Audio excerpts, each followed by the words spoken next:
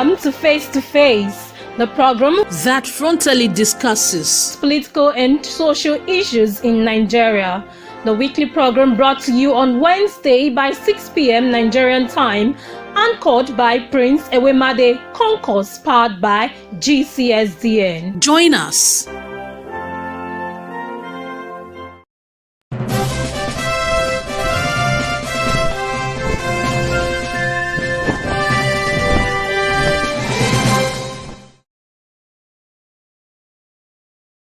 Evening, my wonderful viewers, and welcome to today's edition of Face program. Our topic for today is still on the same issue, the issue of security, what's going on in our beloved state. Operation Rid Edo Land of Herdsmen. We want to get your take on this important topic because this is really has become a national crisis, and everybody needs to weigh in on this and chart a way forward in order for us to secure our beloved state, Edo State. The growing presence of herdsmen in Edo State, particularly in the rural farmland and forest, has sparked intense debate and concerns among residents. Report of attack, destruction of farmland, and insecurity have fueled demand for decisive action to reclaim Edo land from illegal occupants. While the call for action justify, the approach must be strategic, lawful, and focused on long-term solutions. These are the topic we're going to be talking about today.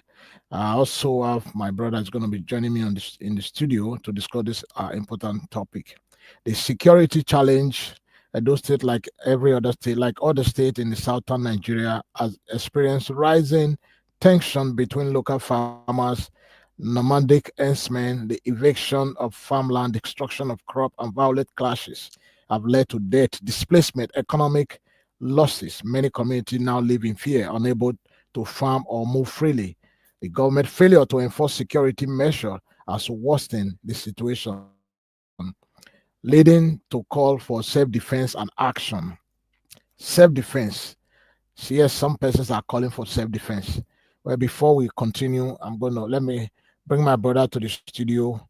Then I'm going to play. I have a couple of video clips that I would like to play before we now start the conversation proper.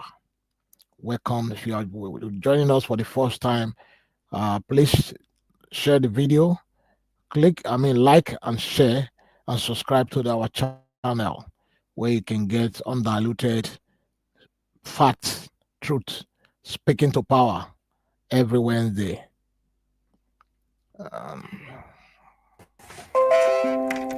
Hello, Chief MD. You are welcome to the studio. Hi, Chief Dr. MD. Hello, can you hear me? Welcome to the studio. Can you hear me? Yes, I can hear you. All right, good. How are you, my brother? Good to see you. How are you today? I'm doing very well. Thank you very much. And as usual, I'm very happy to be here to discuss this burning issue that's plaguing our land, most especially Asian land. Although it's not peculiar to Asian people, it seems to be affecting everybody across Nigeria, most especially. So I'm very grateful to impact this conversation. Thank you so much. I'm going to come back to you. The topic for today is Operation Rid Edo Land of Herdsmen. And we just want to get the opinion of our fellow compatriots, Nigerians and lovers of Nigeria. But before we continue, I'm going to put a video clip from our brother, Nnamdi Kanu, who as of today seems he has become a prophet, because most of the words he spoke years back, they all actually happening in our very own eyes. So one will begin to wonder, is Kanu a prophet? Because this guy made mention of all these things, spoke about the insecurity, what was going to happen. Anyway, you need to hear directly from him. Let me just quickly put the video and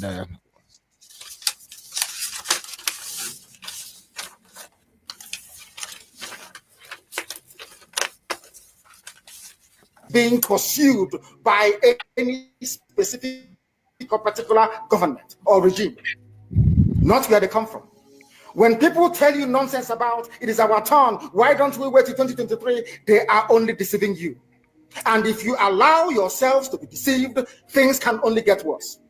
Fulani terrorists will take over your land.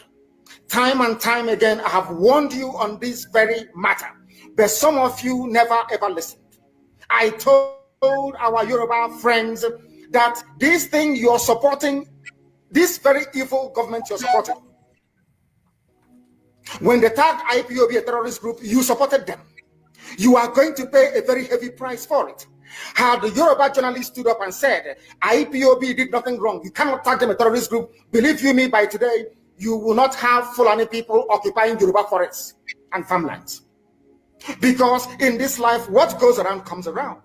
If you support evil today because you're benefiting, eventually that evil will overwhelm you. The same thing happened to APC. The same thing happened to Fulani Caliphate. They brought in terrorists from all across the Sahel. They brought them into Nigeria to try to force Jonathan out of office. Now Jonathan is out of office. They are now, of course, reaping what they sowed, all of them. I've seen tons of video recently that the Fulani are taking over the forest of the Yoruba people. Let's say the Yorubas. The issue now is that what do you think that the Yorubas are mixing, or what do you think that Yoruba did wrong that makes this Fulani to take over their forest, and what should other states do to avoid these same occurrences in the future? That is the price you pay for duplicity. That is the price you pay for treachery. That is the price you will continue to pay until you rise up and say enough is enough. It is up to you to do it. You did it during NSAS. You can do it again. Can you imagine Fulani people telling you, if you remove Fulanis from Yoruba forests, imagine Fulani telling you, if you remove them from your ancestral lands, there will be war, and you are panicking. And you have not asked yourself, why are they not saying something about the East? Why did they not say to Eastern Security Network? Why did they not say to me, if you don't stop evacuating Fulani terrorists from the forest, there will be war? Because they know, they understand psychologically that you don't have what it takes to resist them. Your lives are being taken away from you. Your forests are being occupied. Your mothers are being raped. Your daughters are being abducted. And the whole national government, presidency, is supporting such people. And you're telling me that Nigeria is viably sustainable. Is that what you're telling me? That somehow this contraption is sustainable?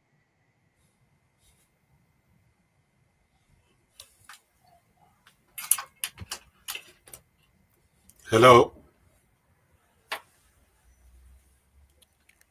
Yes, sorry, my brother. I just wanted to pause for a minute so we can have time to digest some of the things Kanu just made mention of.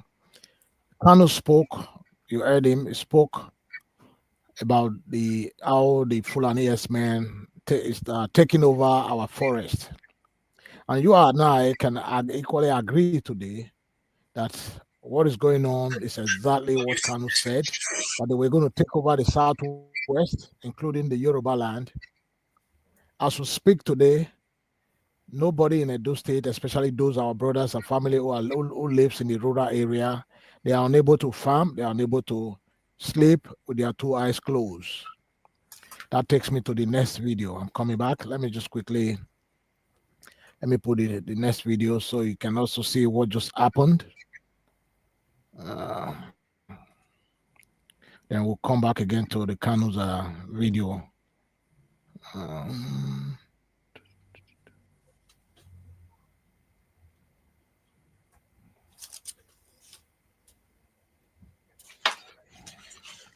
See my bag. See my bag.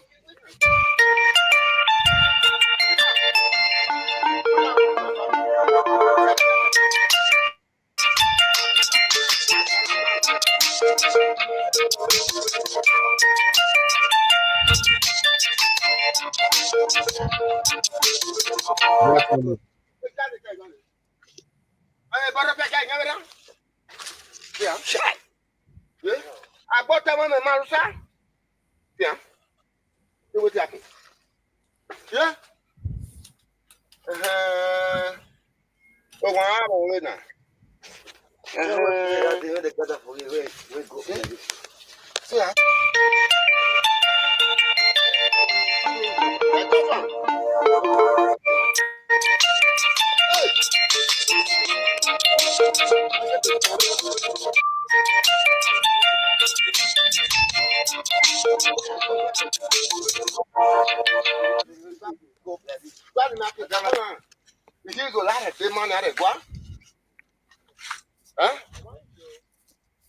Make it carry money go buy now when I go plant.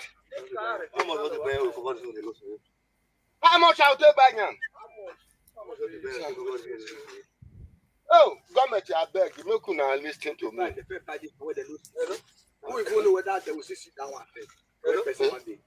Why you go dey buy again? Government, make una abi we go dey register from Fulani. Make them go dey register from Fulani before you farm for Edo State. Oh, Monday, Bible.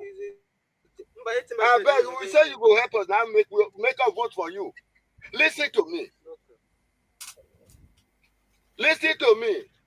With my age, I found finish Fulani confirmation. Huh? Is good?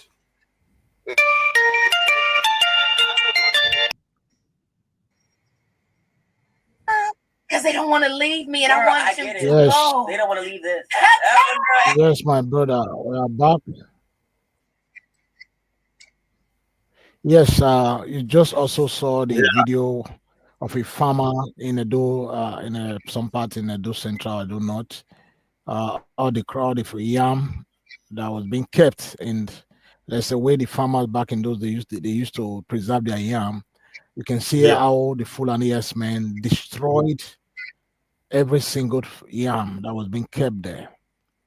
My brother, what is your take on the issue of this herdsmen? Do you think it is about time for the Edo people to start kicking out these Fulani herdsmen from their land? Move from bush to bush to start asking them to leave, no matter the consequences. You see, we want to get your opinion on that before we move into other. We have quite a lot of videos that we'd like to show the audience. You see, the thing we need to first of all ask ourselves is, what exactly is the purpose of these Hausa terrorists? Let's just call them terrorists. They have more land in the north, as they claim.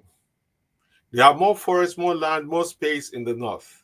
Their population does not match the census figures they give. They have more open land. What possessed them to leave all the whole of the north, to strategically want to come to each different states in the south and cause this maximum havoc?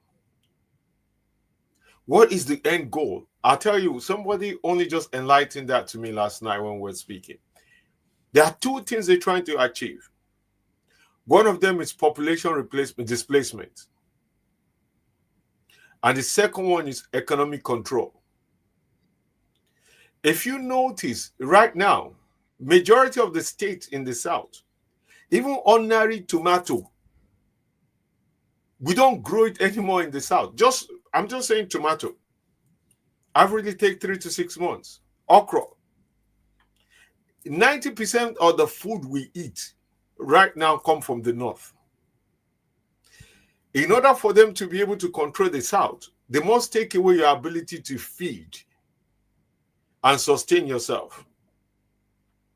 This is the reason why the cost of price is going up, of food is going up in the south, unlike in the north. The first thing Buhari did when he came in was to shut all the borders in the south from importing food, and left the border from across in the north, like to Niger, very open, porous. They have more rice farming in the north, despite it's a desert, dry land, than in the south and in the west or in the east, who is much more suitable for farming of such things. The arable land we have in the west or in the south, the soil we have in the south is more durable for farming than the soil in the north. The soil in the north is actually good for cattle rearing. However, they're producing more yams, more cassava, more fruits, more vegetable from the north. Why they systematically destroying your ability to farm in the south? The question you ask is it time for us to get rid of them from our forest? It's gone beyond that time. It's to understand what are their intentions. Because these people are not coming to trade and integrate. If they were coming to trade and integrate, like every society is, we have a lot of southerners in the north. They don't try to take over the kingdom. They don't try to impose their own southern way of life on them. They go in and trade and do business. But that's not what these people are trying to achieve. That's not what they're trying to achieve. And if we do not understand that, we will be dealing with this in a very stupid kid gloves. And I'm going to go back to Kanu. I personally felt beforehand, I've always now beginning to see Kanu in a different light. Maybe because it's now affecting me closely to home. I've always thought Kanu was fighting for the Igbos, the Biafra. Why are you trying to divide the country? Why not look? Why is there no easy way to discuss unity, and why do we have to have a different nation? But Kanu never started or still saying about division of the country. He's talking of devolution of power. And everything Kanu have said to date, it happened to just becoming factual. So you then have to begin to listen to Kanu differently and beginning to see the situation differently. He talked about them coming to your farm, to your forest, to take over your forest, to destroy your forest and your ability to farm. And it's happening. He talked about coming to rape, kidnap, and do everything. It is happening. It's not like something is already happening. Kind of beginning to sound like a prophet. I'll give you a good case incident that was highlighted to me. A lady was kidnapped by a man, took to the forest, raped her, the pay ransom, released her. He saw the kidnapper in the market. He held the kidnapper and was screaming, "This guy is the one that kidnapped and raped me." Then I said, "How do you know it was him?" He said, "This man have something ring in his private part." They now naked this guy and saw the ring. That is true. What did they do? They did the right thing. They took this guy to a police station, told the lady to come back the next day. The lady went back there with the family and husband the next day. They've already released the guy and told the lady to go home. Nothing they can do. Not even, they could not charge if they could not charge the guy with kidnap, at least they can charge him with rape. Both of it is still an offense. Now, the danger they put that lady is this. That lady could have been impregnated by this bastard. Or worst case scenario, giving this lady a disease, AIDS, that she will now pass to the husband and affect the whole kids and the whole family and the whole neighborhood. Now, let's say the husband have 2, 3, 4 wives. Now, that husband will now have sexual intercourse with the other wives and now give them AIDS because of one bastard. Now, if that husband have said, this person did this to my partner, I'm going to go after them and seek revenge since the police failed to. Who do you owe accountable? Now, the northern leaders, the politician will be saying, that guy has killed one of their brothers. They won't say what that guy did to the man's wife. So going back to the question, is it time to get rid of them? I think we've passed the time of thinking of getting rid of them. We're at the time where we should demand revenge and justice. I don't speak lightly like this. I've invested time in knowing the fact across the whole 5 local government. When I was contesting for governor of Edo State, I have local government chairman, I have some ward chairman, organized people. I've spoken to these people. I've consulted some of these people. Like I said the other day, in Edo Central South, one of the ward chairman was kidnapped. They were demanding 5 to 10 million from a local poor ward chairman.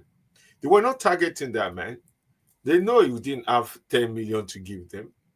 They're expecting him to sell his house or sell his land or get the people in our party to give them the 10 million. They were expecting him to sell his property or any land he has to give them that money as an entitlement. They went to the police. The police is telling them there's nothing they can do. The same police that could arrest 14 people for defending Uromi immediately after the incident cannot trace a terrorist that is calling the family saying, give us this money or we kill your people repeatedly. They can't trace them. They can't find them. The terrorist is telling them where they are, where to put money, but the police cannot trace them. So you can see the police. Sorry. Let me quickly come here. So that that makes us to believe that most of these herdsmen are working with the police, or perhaps because most of the police and in most of those areas in the state are from the north, which I personally believe that every police officer should serve in their own state. There's no point for you to send a police officer from Kaduna to come and serve in Edo State when he knows nothing about my state, or sending somebody from my state to Kanu to go and serve over there when he has no idea of the tradition, the religion, and their way of life. That is not even for the problem. Personally, I think it is time for we need to create more awareness. Everybody needs to start. Every Nigerians or every Edolite or people from the south need to start speaking, because like Kanu prophesy most of all these things, nobody listening, but today is happening. So nobody knows what's going to happen tomorrow if we do not stand up now and start speaking, adding our voice in whichever way we can. Because there's this parable in my place. They said, the sky is falling, the sky is falling down and the earth is falling. It's not going to affect one person. It's going to affect everybody. So I think it's about time for every Edolite, every Nigerians who believe in peace, who believe in justice, fairness, and equity for all, to start speaking, adding your voice, whichever way you can. You can, speak on video, write, speak to your local representative, because the idea of having police from the north serving in the south should be completely abolished. And in the Senate, the House of Rep member, they also need to look into all this, because just like you said, those people, that the announcer man was released because the person who probably was there was an announcer man. I know, I've witnessed that. Yeah. When an announcer man is in the station and you bring their brother, they will release them. I know. That's the fact. That's the fact. So yeah, continue. Sorry for interrupting you, my brother. But that's not only that. The worst part of this, you just kind of touched it but glossed over it. It's not just an Hausa man that is in charge. The Uromi, DPO, Hausa man, a majority of them are from the north. Most of the force. It's not just an Hausa man. This is the thing that Khan also mentioned. They capture terrorists in the north. They would say they are repentant terrorists. They put them in white clothes, they parade them, and then recruit them into the force. After recruiting into the force, they give them uniform and gun and ship to the south. And then say they come and do security in the south. And the security they're doing in the south, they're not there to secure the local people. They are there to protect the northern killers, terrorists. They're there to give them information and protect them. This is the main reason why I'm personally very, very disappointed in the actions Senator Monday or Governor Monday made. The reason why we have those vigilante, if it's somebody with critical mind, why do we need vigilante? Why do we have vigilante? Why are these people parading doing security work? If the police were doing their job, there would be no need for citizens to defend themselves. And now the only security or confidence the citizens have, you now dismantle it without actually addressing the core issue. And then you go into the north to be begging all the northern leaders not to retaliate. Not to, or rather than you to be telling your people not to defend, to calm down, that you fight for them. Now, the 14 people that have been arrested, you are saying you're going to punish them like the chief of army staff said, or they're going to prosecute them to the letter. That's fine. How about the over 1,000 people that's been killed, raped, kidnapped? How about those that are paid millions in ransom? You've gone to the family of those 16 people killed and have promised them compensation. But how about the Edo people that elected you governor? That put you in that position of governor. Who is going to compensate? Who is going to compensate the man? Who is going to compensate the man that the criminal Herdsmen went to destroy his yam? Who is going to compensate that man? Exactly. Who is going to compensate the guy, the vigilante guy that was stabbed, probably dead now in the hospital? You've not even gone to see him.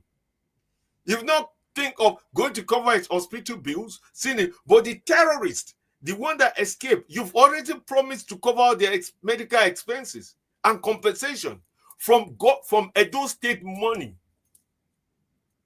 Honestly, Ogun will start killing some people in that Edo State if they betray innocent people. Most especially Governor Monday. I'm not afraid of you, Governor Monday. Hear this. We supported you.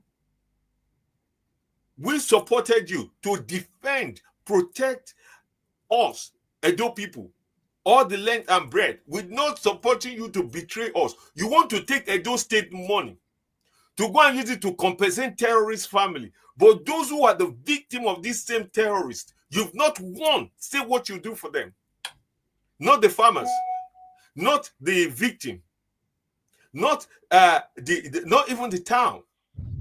But you're taking Edo State money to go and beg the terrorist family. That itself is enough for impeachment. That is very act itself is enough for impeachment. Let's quickly listen to one other video again before we continue.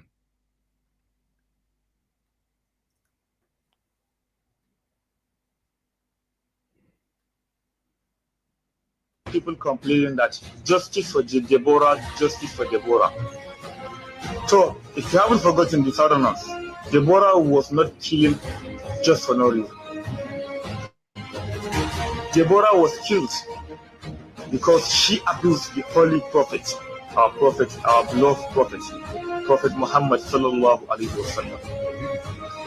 Have you ever seen any Northerner abusing Jesus? No. There is no any Northerner that has abused Jesus. No, it has never happened. But those stupid Christians among you, the stupid among you, the dumbest among you abuse the holy prophet, and you think that we will keep quiet and see. That is the law. Anybody that abuses our prophet, he or she will be killed. Because don't forget. Go and find the meaning. We have never abused Jesus, and we will never. Because let me tell you something that you don't know. In Islam, that is our religion. If you abuse Jesus, you are no more a Muslim. That is Prophet Isa alayhi salam. As we know him, not Jesus, but his name is Prophet Isa. Number one, the only difference between we and you people are, we only believe that Jesus is a prophet, is a messenger sent from Allah, that is the God, the creator of all creators. You consider a human being as a God. Imagine. He is a prophet and a messenger. Don't forget that. Let me tell you something. If these actions are not taken against these 16 Northerners that are killed in Edo, anything that follows to your people here in the north, you are the people that cause it. Mr. President Bola Tinubu, this is a message direct to you. And His Excellency, the Governor of Edo State, Mr. Monday, this is also a message directly to you. You know, you have many of your people in the north, more especially Borno State, Kano State, Jos, Kaduna, Jigawa, not Jigawa, but I think around Adamawa people. So there are many Christians here. We won't consider whether you are from Edo.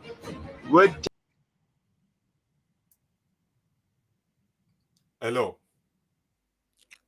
The reason I put that video, there's a statement I wanted you to hear there. You heard the young guy threatening the peace of the nation. As we speak, he has not been arrested by the DSS. Sometimes, and you also heard what he said, the reason Deborah was killed. Sometimes, as someone who have so much faith in a nation called Nigeria, so someone who believe that united we stand, and that our size and our population gives us advantage over, say, other nations around the world. Someone don't believe in separation or division of that nation called Nigeria. But when I hear people speak like the way this man is speaking, and he has not been arrested, he's still walking around, one will begin to wonder if there's separate rules, separate laws that applied for the southern people and the northern people of the northern extraction. Because 18-seater bus, 18-seater bus, people were killed after, I think it was after the death of, after the barbaric act committed by our people in Uromi incident, yeah. 18-seater people were set ablaze. As we speak, nobody has been arrested. The governor did not find it worthy to travel down to look for the family of those people and compensate them. But our governor in Edo State, because of the threat from the chief of army staff, from the northern elders, he was quick to jump and run down to Kanu and apologize without no proper investigation to ascertain if actually these people were hunters, if actually these people were killer herdsmen. My brother, what is the way forward for Nigeria? You see, this is the point. Like you said, there are different justice and it's proven itself. That guy just make a direct threat, not only just to the governor, but to the Edo people, and direct threat to the federal government that they're going to commit atrocity. Direct threat, no two ways about it. Not one leader in the community have come to condemn that. And you mentioned the 18-seater bus. That 18-seater, if he carries 18 people, let's add the driver and the probably tax collector, let's say total of 20 people. Ambushed, burnt, and killed, murdered. Not even the governor of Kano saying anything about it. Not even the leaders from the south saying anything about it. These are actually real travelers. They were not carrying guns. They were not hiding. They were not fighting anyone. They were just going to their place of business. Those are the real travelers. We cannot equate them with this terrorist. And the guy also that shared that video, it shows the sentiment and the mindset of an average northern people. Deborah Samuel did not abuse Allah, Prophet Muhammad, or anybody. There was a group conversation. I said, don't let us bring God into this. That's all she said. That's the fact. And she was beaten, dragged out to her beaten, and burnt alive.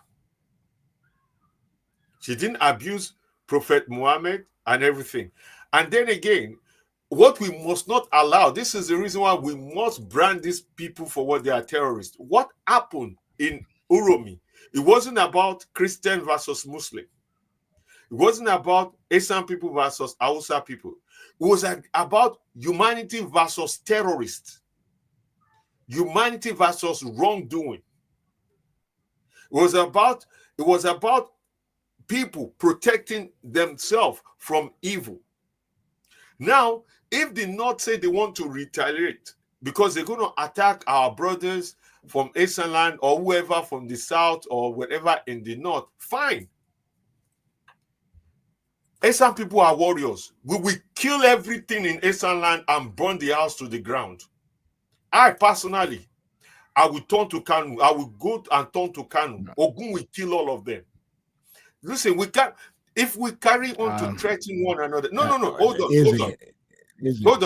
on. If we carry on, if we allow the threats to only come from one place, you understand? The only idea is to coward you into submission. Let an eye for an eye, and let everybody go blind, or let us fight evil with evil, and let everybody make their ground. All those in the north who are from the south doing business. Let's quickly take. I think we have. That's what I'm saying. Come back home. Sorry, go ahead. I think we have some questions here. Yeah, no problem. We have some questions. Let's quickly just some comments. Sorry, let's just quickly see.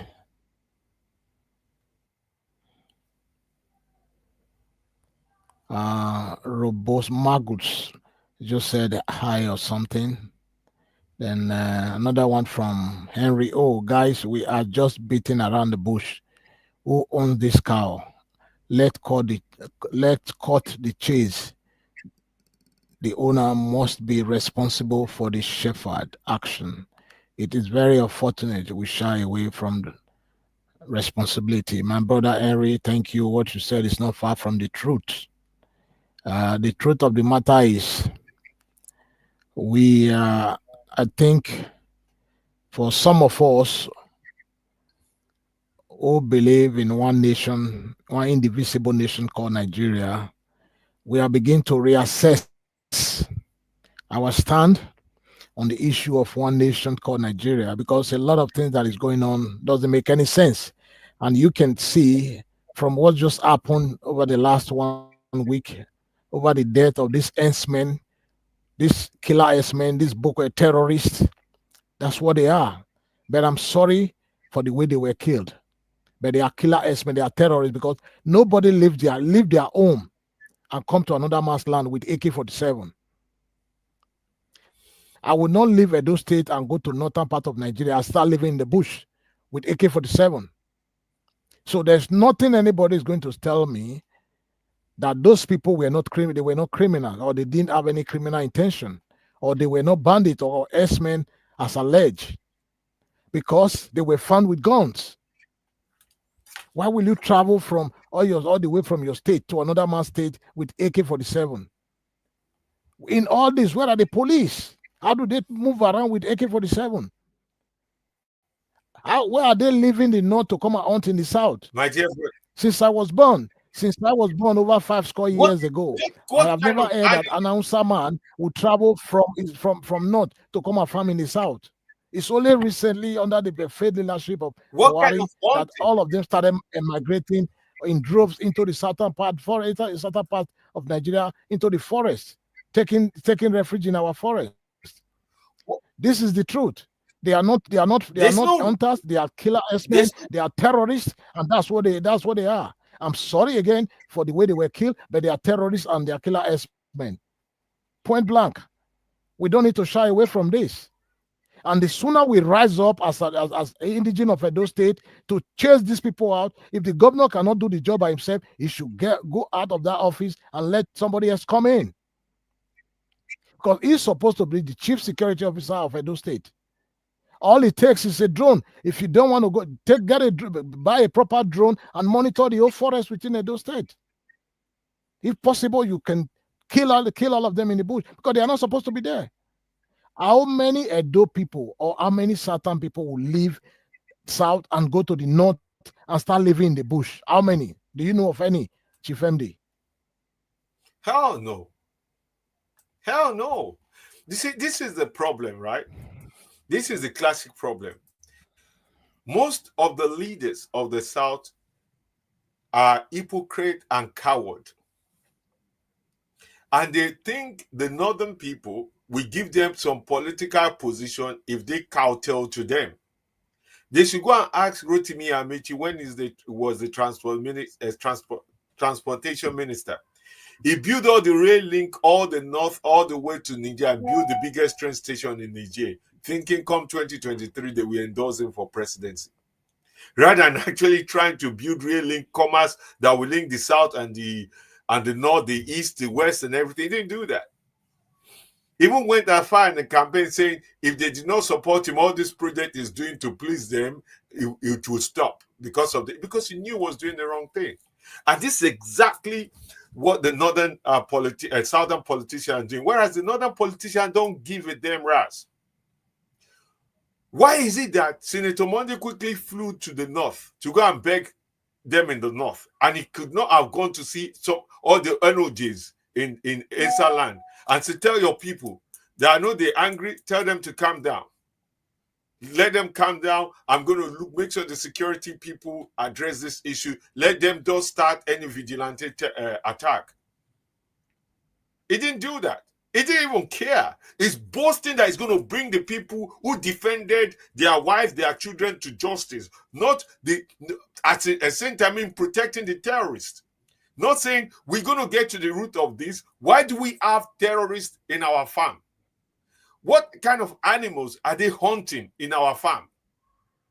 That made them, even the local farmers who've been farming for generations don't have such weapon to go farm. Are there lions, tigers in our farm that we don't know? That is the question. None of those issues was addressed.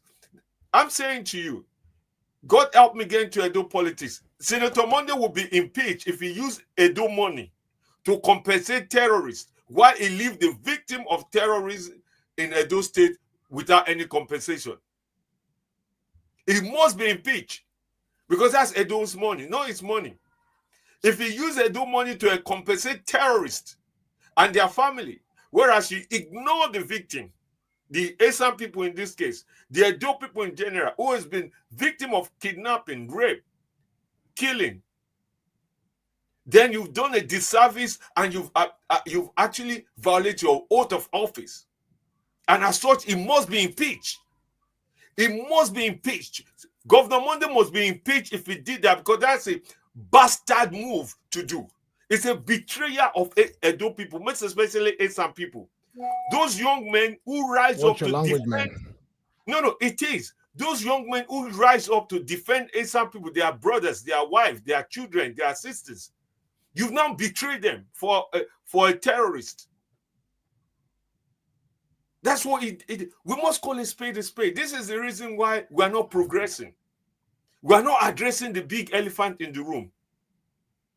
How can a terrorist, can you go to the north and occupy the old one area and start abusing the locals? It will not happen. Name one area in the whole of the north that the Southerners are there and they are killing and raping and kidnapping the local people. The whole part of the old Southerners. I'm not even saying Edo people. I'm saying Yoruba, Igbo, or every combined Southerner. Name one place. In every place you see a Southerner dominate in the north is business. They do business. They trade. They bless the region, economy. They buy properties. They invest. They don't try to take over areas. They don't try to kill their king. They don't try to change anything. They just coexist with them. But this is not the plan of these terrorists. We should call them what they are. These people are not Muslims. These people are not Nigerians. A true Nigerian will not do this. These people are hiding behind tribal, religious, or tribal link to the north. They're not. There a terrorist. This Hausa Fulani terrorist to be specific. Again, my wonderful brother Chief MD. Before I play the video clip of the DSS director, this problem, the insecurity issue we are facing today, is as a result of the failed leadership of Buhari, because it was during Buhari they really opened the border for all this. No, it was prior to Buhari coming into office in 2015 that El-Rufai, the former governor of Kaduna State, and the vice president today, and what's his name, the former governor of Borno State, they were the one that brought in this Fulani Herdsmen across the Sahel. They brought them in for the purpose of the 2015 election. The news is out there. I'm not the one saying it. And they promised them to give them land in Nigeria. El-Rufai said it. At the end of the day, they used them to achieve their mission, but they never sent them back. So as a result, they could not stay in the north, so they tried to move all of them around Nigeria so they can occupy the land. That's what it is. Kanu said it. That's what it is. So I think it is better for every Nigerian. If you love your state, it is about time for you to wake up. Yes, you live, for those of you live in the diaspora, you live in your comfort zone, but your father, your mother, your sister, your auntie, your uncle, your niece, your nephew, some of them still live in Nigeria. Wake up, my people, wake up. Kanu, for me now, I see Kanu as a prophet, because everything this young man have said, everything has come to pass. Let's quickly listen to the director of the SS and before we continue. To curb insecurity. I'll share experience with you when I was state director in Bauchi. Most of you will remember an incident in Azari. A group of terrorists, the Boko Haram, then had invaded Azari. They were shooting in an attempt to kidnap, and the community chased them. They killed some members of the community, but the community members killed all of them. The last guy, Khalid, climbed onto a tree and was firing. The community stood, they were resilient, and they killed Khalid. Since that day, there has not been one terrorist attack in Azari. As a matter of fact, the former head of state, General Ibrahim Badamasi Babangida, said, and I quote, "If we want to stop or curb this terrorism, we should emulate the Azari example." Tafawa Balewa also happened to be a local government in Bauchi that was always in flames. And the people of Bogoro and some part of Tafawa Balewa, where the Sayawas are, rose up on one occasion. They knew their terrain better, climbed onto trees and mountains.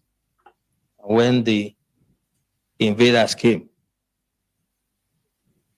they did not only repel them, they seized their weapons. And since then, you can attest to it that you hardly hear about Tafawa Balewa again. What I'm trying to say, the practical approach to mobilizing people, is that you have to get everyone involved. You do not expect the Nigerian Army, police, DSS, to protect every Nigerian or every community. It is not going to work. In the US, if you visit someone in the house, you will be shocked that when the guy hears a police siren, he will just pull his drawer, bring out his gun and keep it. So one of my hosts did that, and I asked him, "Why are you putting gun here?" He said, "Well, if they are chasing someone and he enters my house, I'll shoot him first." And that is the layer we have to start thinking about. How can you create first line of defense? The military, police, and other security agencies are to deal with the bigger ones, the organized ones. But it is impossible for us to deploy it to every community in the country. It is unimaginable that any security agencies that has the resources to do it. So as we live here, we all belong to one community or the other. What we have to start experimenting is how we can make the community to prepare first, if the first line of defense for us. General Wahab said it clearly. And for me, there are 3 takeaways from his lecture. By the way, The general and I were guest speaker at one program in our office, so I'm not surprised that it's dexterity. He has developed some sort of expertise in what it. But three things for me. He asked us a question: what is our own culture? Our culture is communal. We do things together, festival together, ceremonies together, wedding ceremony, whatever. So why can't we fight some miscreants, some charlatans among us together? The community should say, you cannot come here. This is what Tafa Balewa has done. If you go to that community to attack them, you'll be sorry for yourself. I challenge anybody to try it. Thank you. Did you hear that? Did you hear what the DSS director just said? Okay, let me piggyback on that. So what is different from what they said and what those people in Uromi did? That's just a question. Is that not what they think the gentleman said now the people of Uromi did? That's what they did. Hello? Yeah, well, in a way, yes, but I think there would have been a better way for them to do it, perhaps to have handed over them to the authority. You understand? I think it was far better for them to hand over those my dear brother, to the authority. They've handed people.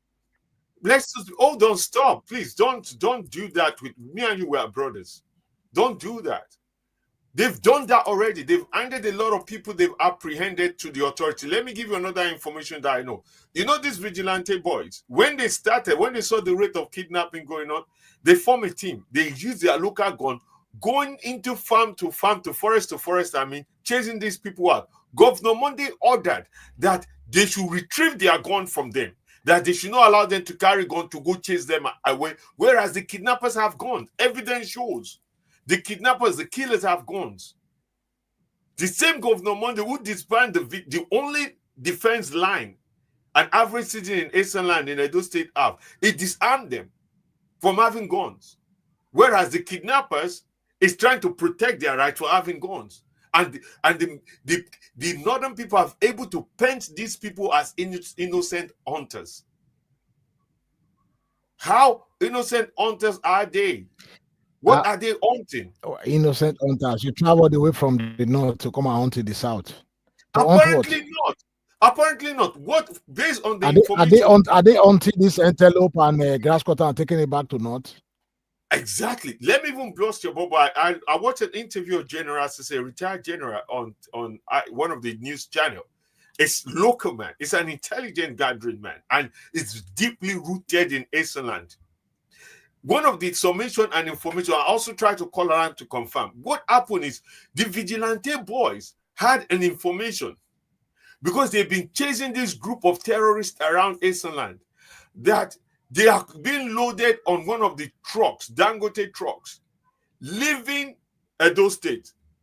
That is the truth. They were not coming from Port Harcourt or somewhere then to go to the north. They were actually trying to escape Edo State. And this is what prompted the check of all those trailers. And in the process of checking this trailer in particular, one of the boys, of the terrorist boys, has the confidence that nothing can happen. He decided to stab one of the vigilante. In the process of stabbing the vigilante, blood was bleeding. Most of the time, this vigilante checking point, you don't have more than 5-10 people in it. In the process of stabbing him, it's not just the vigilante people that overpowered people with guns. It was the town people. It was the people, the young boys, the young men and women who are standing around who saw what happened. They are the one that rose up and apprehend these people. It wasn't just the 5-10 vigilante people standing with sticks. It was the old people around that rose up and said, no, not in our presence. They overpowered these 16 criminals with guns.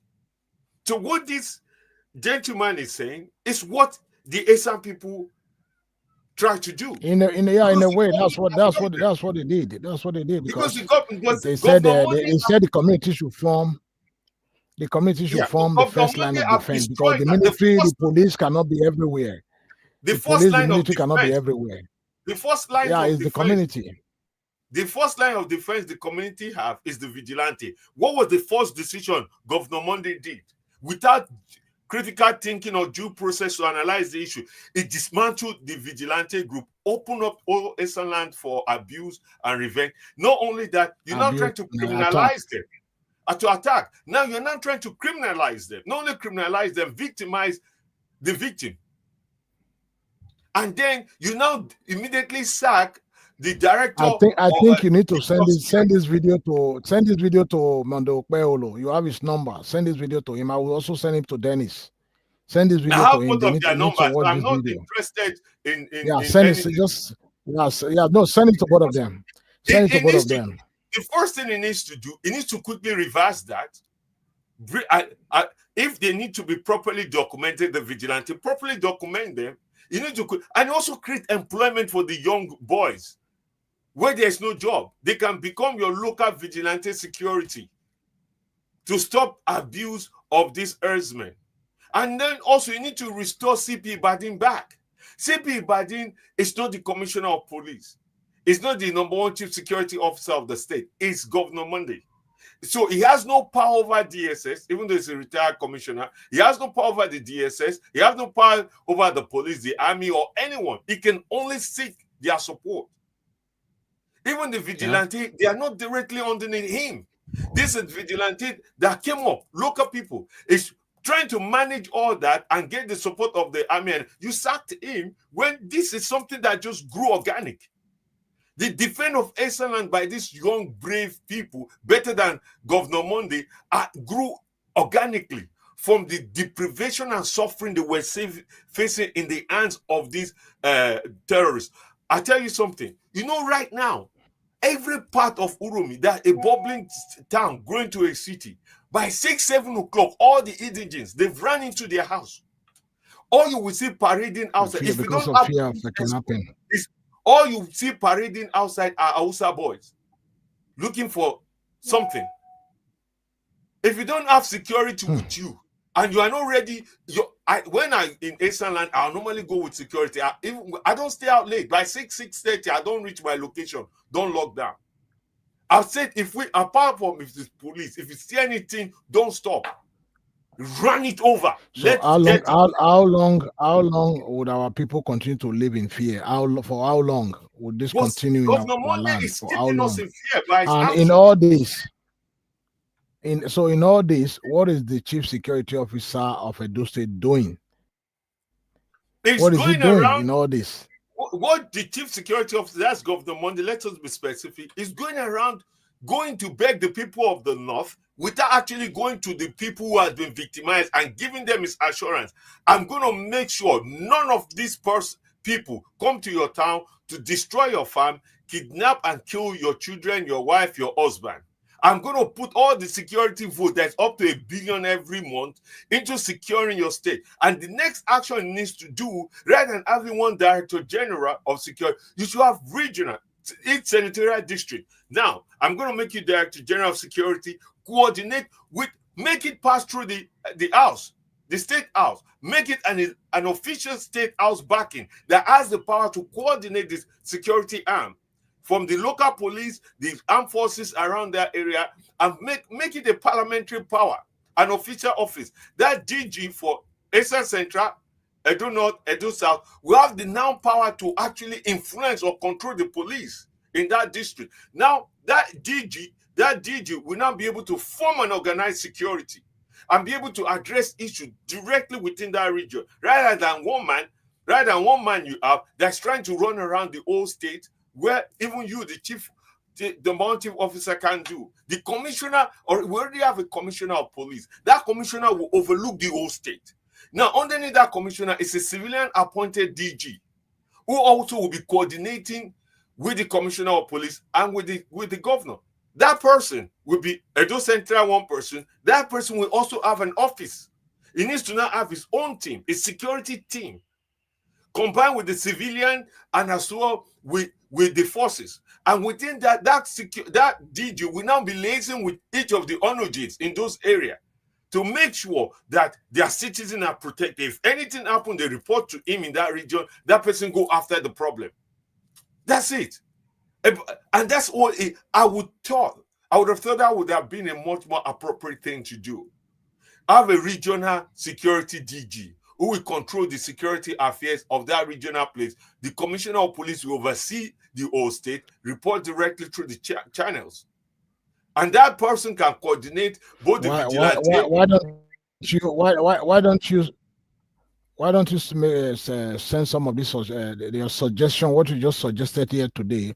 Why don't you put it across to the governor? Perhaps the governor is clueless, or perhaps he lacks the knowledge, or he doesn't understand how to go about it. And the people around him are just yes sir, yes sir, yes sir. You know, those are the people around him, because it's obvious that one would thought that he shouldn't have just suspended CP Badin or disband the security structure in the state without setting up a committee to properly ascertain what transpired on the 28th.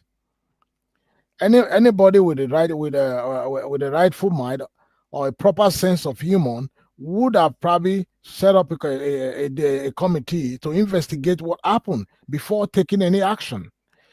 For me, I believe he took the action because of the fear of the Northern Caliphate. That's my belief. He probably took that, because of the fear. Because as someone was also saying the other day, that most of them now report to the North for everything that has to do with different states in Nigeria, which is, to me, is laughable. Why will you go to the North to take permission to come and govern your own state? He's afraid of the emir or the governor from the North over his own people that elected him. His own people that elected him. I think it is time. I think it's time for Edo, because I know my Edo people. Edo people are warriors. They are not cowards. Absolutely. They fought wars and war.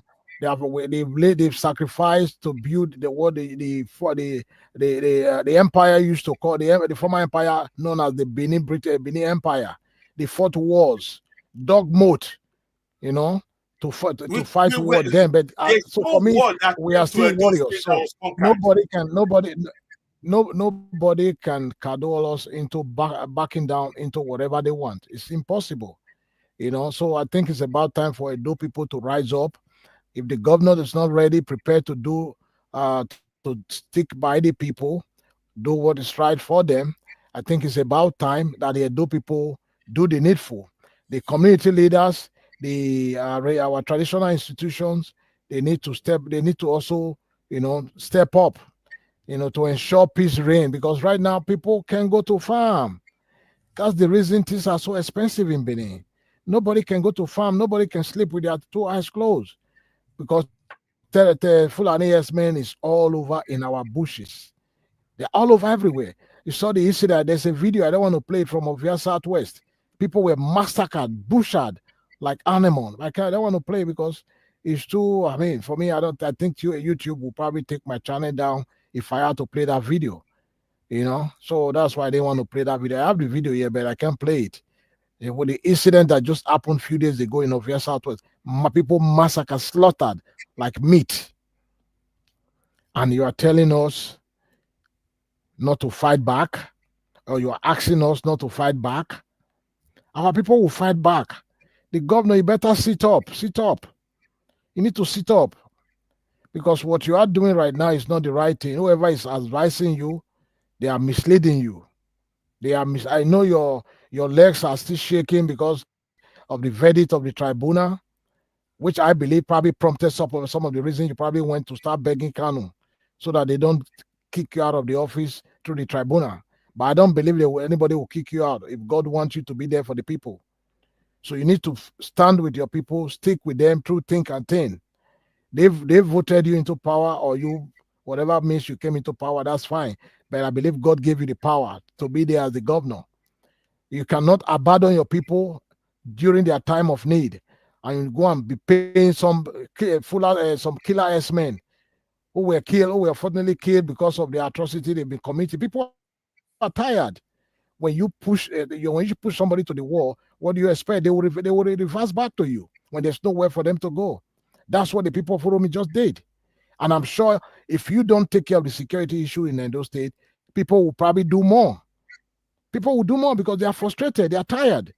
Their government has failed them. Anyway, let's listen to Kanu one more time before we...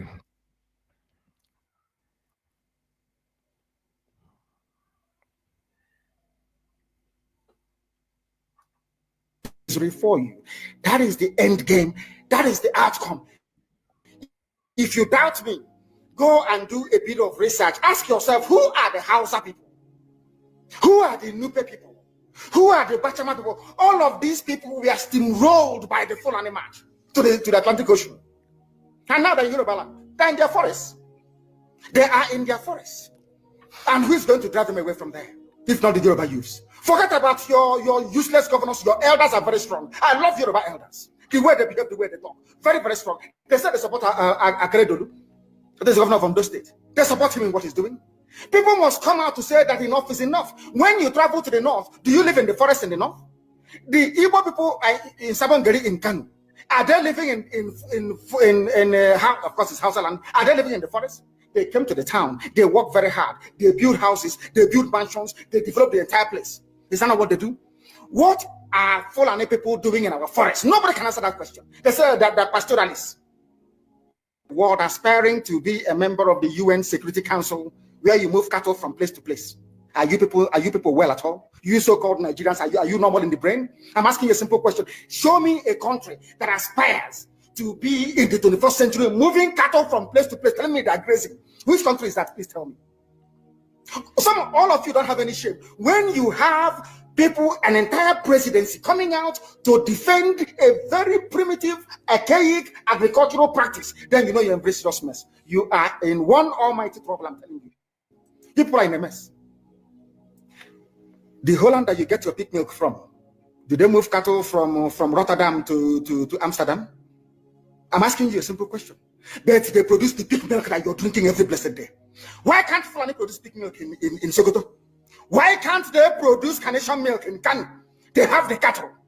Before the white man came, did you see any Fulani in your forest? All these people talking rubbish about movement of cattle and movement of... I'm asking you, before Britain came and handed over Nigeria to Fulani, ask your grandfathers, please, or your grandmothers. Ask them.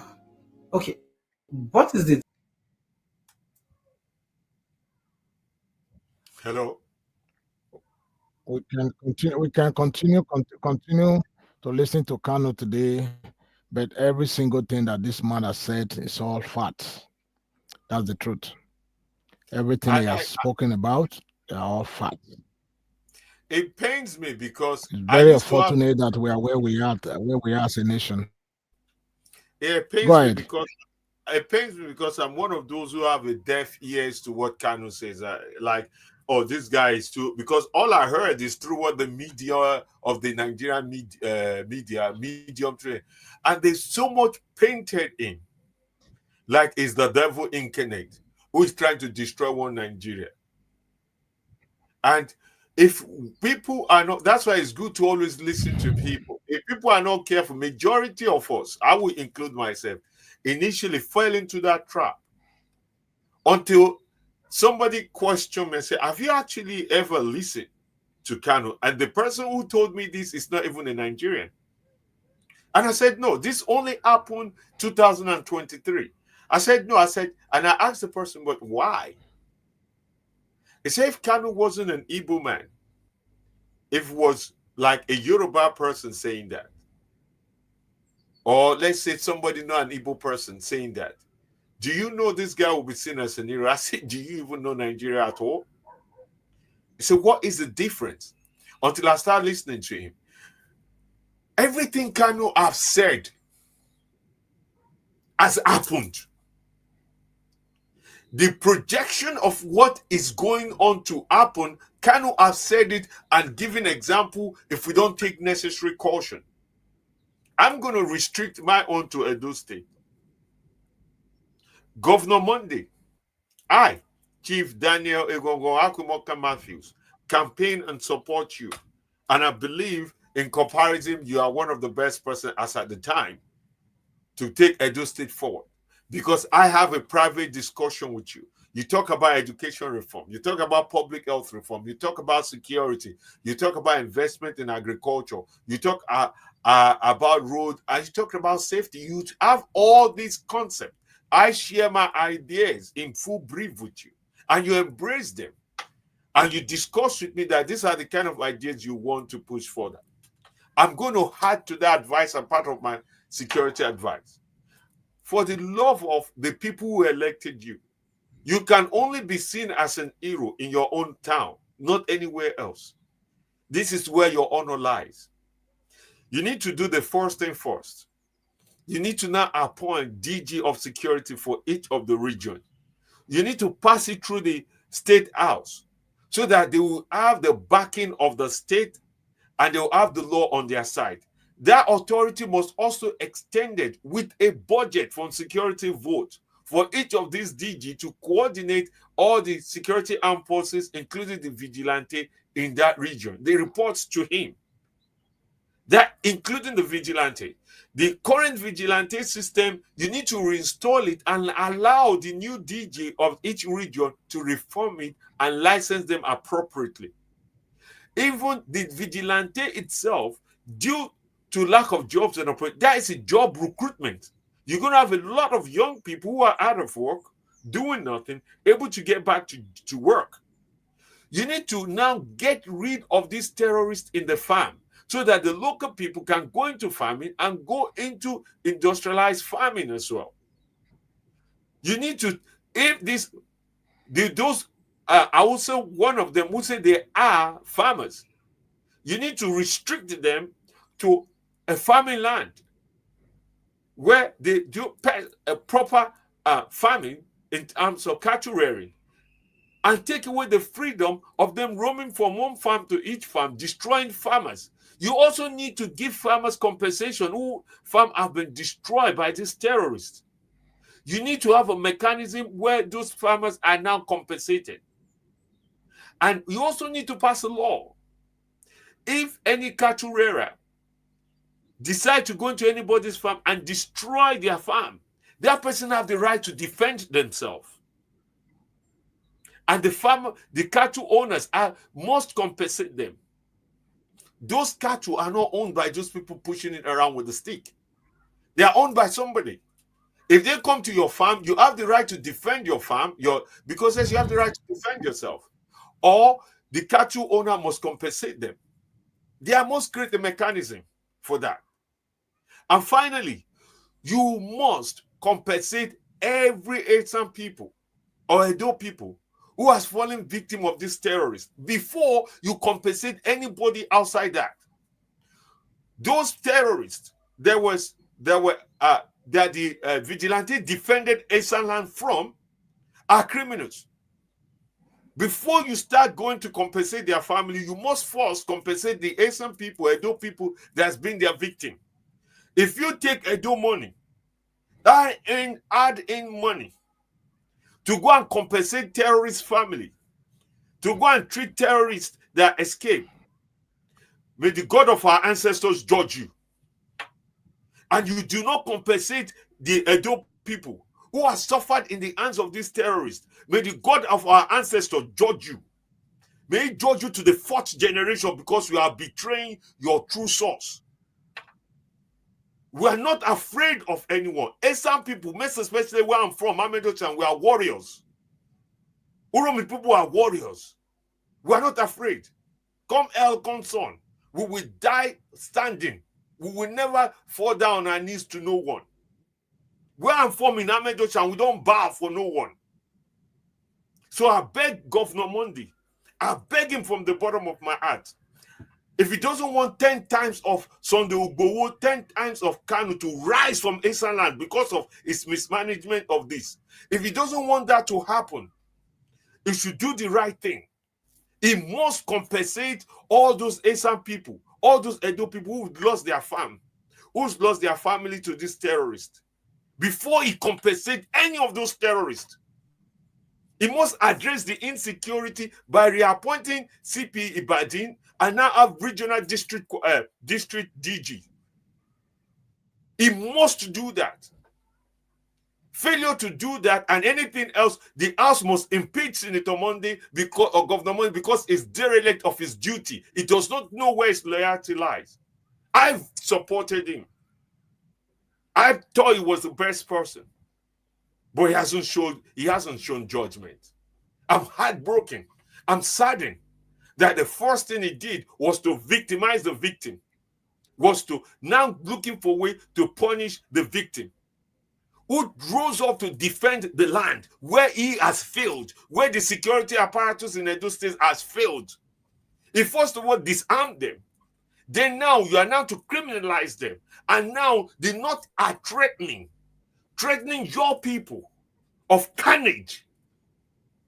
And you are going there to bend on your knees for them. I say to any Esan people in the North, move to a safe place. And we are not going to coward for them. Every Fulani man in the bush, in the forest, must be hunted down and seek revenge on them, or they leave the land in peace. Any Fulani man that goes to your land and destroy your farm, take vengeance on their cattle and them. Because if they destroy your livelihood, for their livelihood, kidnap and rape your wife and children, and kill you, and take over your land, there's nothing for you to stand for. So before they kill you, kill them first. Moses' law. Before they destroy your income, destroy their income. Look at the man in Benue. He kept on growing crops. They kept on going there to destroy it. He now put pesticide on his own farm, on his own crop. This terrorist went there and destroyed the whole crop. And the cow died. They now arrested the army or the police went to go and arrest him for poisoning the cow. They did not arrest the others who went there to destroy his farm, his livelihood. Look at the logic. What country are we? Somebody commit a crime. You left him, but you go and let me break this down. It's like a thief coming to your house to rob you. You now shot the thief. And now they now come to arrest you for killing the thief who came to rob and kill you. You understand? Chief MD, I might have to stop you there.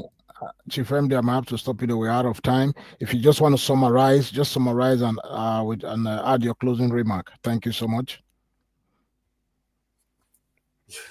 My dear brother, I hope we do this again and again and be on top of this, because it breaks my heart to see what's happening in my own land, my Eastern land, most especially my Urum.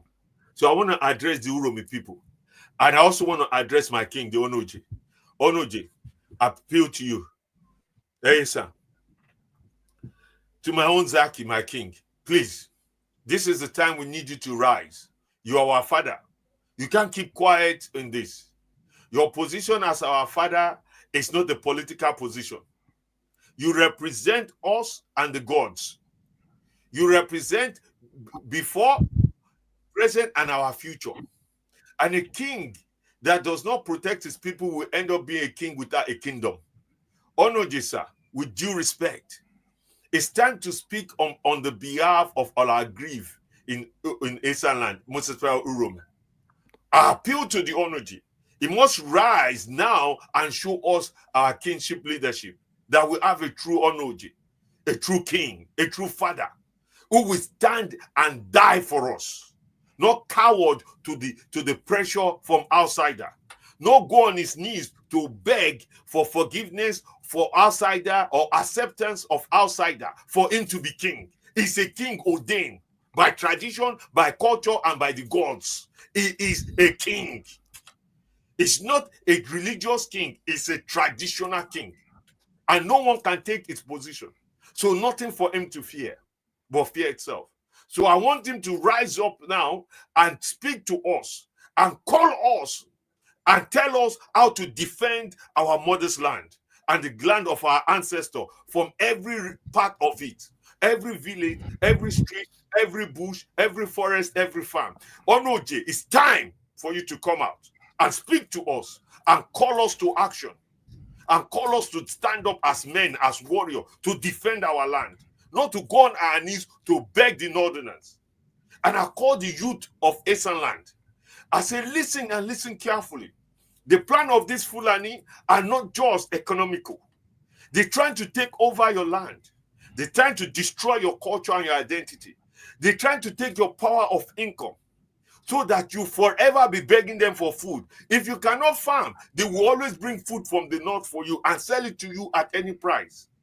That is their goal. That is why they're taking their cattle to destroy all your farm, while they're bringing goods from the north to come sell for you at extortionate amounts.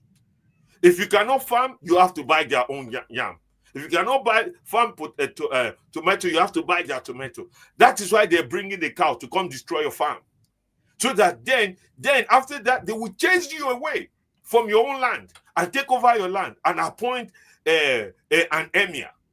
If you think it hasn't happened, go and look at Ilorin. It's happened in Ilorin. Now they realize they can't force their way in the West. Now they're trying to put Sharia law to use a back door to colonize you. This is about Fulani Herdsman colonization.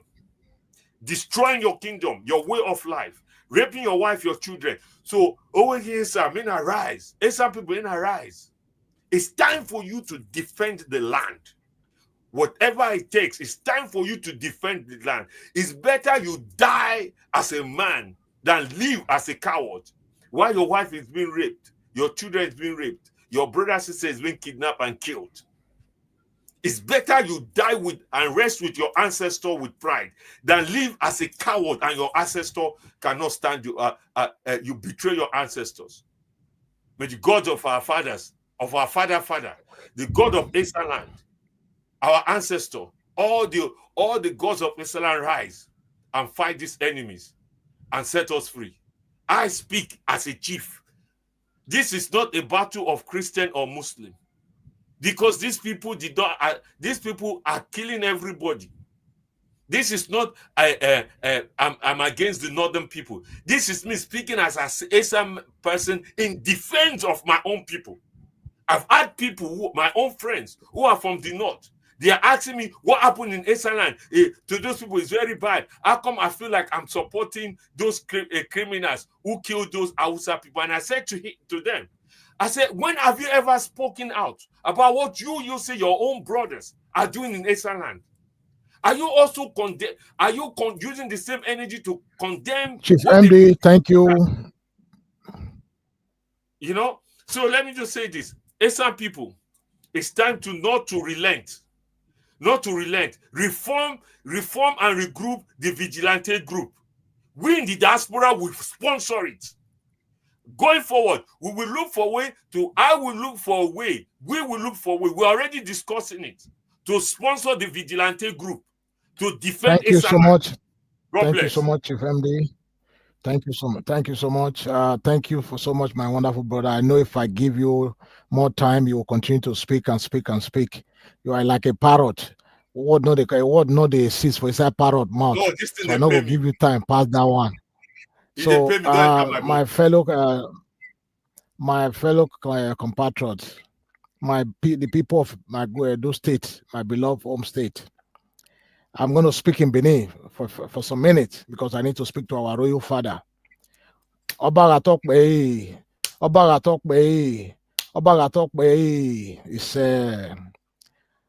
That's a sign of respect to our royal father, the monarch, the seer, the Ogidigan one, the God of the Benins and the God of the Edos, the one that revealed to the Edos and the people of the great Benin Empire what is and what is not, what is coming and what is going. Is our ruler, our most reverend ruler. Baba Idigweye, Ege Doso Boweria Baba, may the land of our ancestors never be damaged or spoiled in your hand. Ege Amie where do ya goredo jima do ya goredo if ya unsa do ya vela do ya na do me where or more okbano who no do give me by do baba ege me where ege wona sunu baba Idigweye baba Idigwe waye baba no la wo ege if you a tima erima ijima iku ya ni ari gbele wedo ni ari if ya unsa gbele wedo baba mo susu maye la dia no tie boyo No ga we ni e gbo moto ni e gbo mo wewe otedo baba mususu mare la dia nu tie boyo. Na me we bi ansa na ni re do do agwo re do. Na me we an love la we do baba. Amen no boy. Obi egbe zomo ehin. Obi egbe zomo. E na do mi awede na baba. Nu la wo we digwe ye baba. O ya ya sim ye wo ma sim yo sege ne do. Ni bi ansa mo egbe na. E no ma baba nu la wo. Nu sim yo sege ne do. A video pani mi owe na o ira avio we na e mani agbe of via southwest baba nu la wo nu simi so ne do o ja ya simi so ne aya simi so ne wo ma o ko ni maka kon gbera ge ne de ma mu o ko yan we mu ko re ma ti bile ni ahon e warrior ma kin e sage warrior ma ya gbe o se mani bi edo ne gbe ma na yan baba nu la wo simi so ne do. What I just said to my king and my traditional ruler, I am appealing to him in my native dialect that what is going on in Edo State is unbearable, that it shouldn't be in his own time, in his own reign, that all Benis, all Edos are being massacred in their sleep, or they've been massacred in their farms. As we speak today, there is no food in the farm because our killers, men, killer men, bandit, they bring their cattle to come and destroy all these things. It shouldn't be in his reign, during his reign, that no food in Benin. Edo used to be the basket or the food hub of when you talk about yam. We used to have a cow. We used to have a Wolowo cow in Udo. In Udo, a village called Udo. It was during it, those things happen in Edo State. So I'm appealing to our royal father to do the needful. If it means for him to do what they used to do back in those days when they are going to war, they set the fire and things will start happening. The spiritual world, it should communicate all these things to our ancestors so that any man or woman coming into Benin to kill any indigene of Edo State, they should sleep and never wake up by the power of the ancestor. I'm asking our royal father to do the needful, to chase away these killer herdsmen from every jungle, every bushes in Edo State. I beg you, my royal father, long may you live. About is the Edo State government and the Federal Security Agency must step up and take full responsibility for securing the lives and property. They must deploy security force to clear every criminal element from our forests, investigate and prosecute those responsible for attacks and destruction of farmlands, implement ranching policy as long-term solutions to the elders farmers crisis, support effective community with compensation and rehabilitation program. The need to get rid of the killer herdsmen is urgent, but the solution must be pursued through lawful means, government intervention, and strategic community action. Edo people must rise and defend their land, but in a way that promote peace, security, and long-term stability. I thank you, my brother Chief MD, for always being part of my program. And thank you, my countrymen and countrywomen. And I hope and I look forward to see you again. Hopefully, not on this same program, but something that has to do with our officers, the police should serve in their own respective state. This is going forward. We need to continue to drive this home. Every policeman should serve in their state. Stop coming to the north and stop sending southern police to the south. Stop coming to the south, sorry, and stop sending the southern police to the northern part of Nigeria. Let everybody serve in their own state. Period. This is my final take. Thank you and God bless you. Thank you. Good night.